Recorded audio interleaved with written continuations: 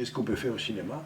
Première interview pour Rachel. Face à elle, une légende vivante du cinéma, le réalisateur Costa Gavras. 50 ans de cinéma, des succès internationaux et une profonde tendresse pour les apprentis cinéastes. J'étais impressionnée. Puis au fur et à mesure, ça allait et je me sentais à l'aise à force. Ils ont dû passer un bon moment à trouver les questions, parce que c'est des questions très précises et même, je dirais, presque professionnelles ou scientifiques, presque certaines. Et là, c'est très émouvant, oui. Alors, arrêtez là une seconde. Alors, vous voyez, là, vous avez un long moment, à mon avis, un peu inutile.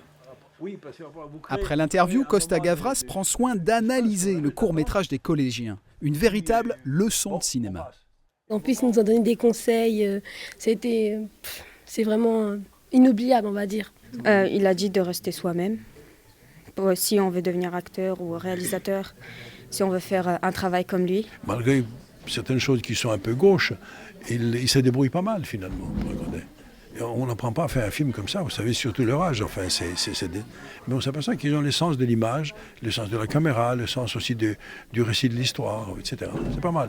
Pas mal, un vrai compliment venu du célèbre réalisateur. Les enseignants et les élèves du Val-d'Huisne souhaitent lui rendre hommage. Ils proposent au Conseil général de rebaptiser leur établissement Collège Costa Gavras.